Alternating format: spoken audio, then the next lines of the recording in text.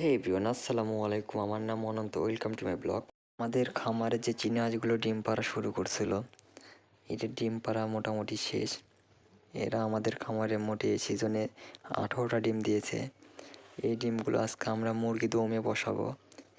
সেই ডিমগুলা মোটামুটি সাধারণ হাঁসের মতোই। যেহেতু হাঁসগুলো ওমে আসেনি, আমরা মুরগি দিয়ে দিব। মুরগির তুলনামূলক কম ডিম নিতে পারবে, এই জন্য যাই যেরকম নেবে তাকে সেরকমভাবেই দিব। আমরা এখানে একটাকে বসাবো 8টা ডিম দিয়ে, আর একটাকে বসাবো 5টা ডিম দিয়ে। ডিম অল্প করে দেওয়ার কারণ ডিমটা ভালোভাবে ওম পাবে এবং ডিম ফোটার সম্ভাবনা বেশি। আর বেশি করে দিলে ডিম নষ্ট হওয়ার সম্ভাবনা বেশি থাকে। ডিমগুলো বসাই দিব, তারপর আল্লাহ পাক যা করে দেখা যাক এই সিজনে আমাদের কপালে কি আছে।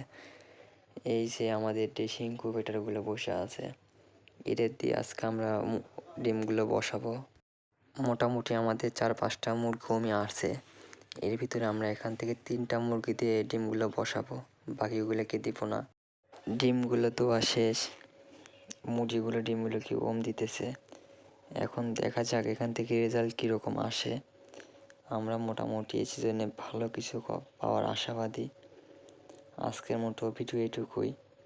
আসসালামু আলাইকুম রহমতুল্লাহি বরকাতুহু।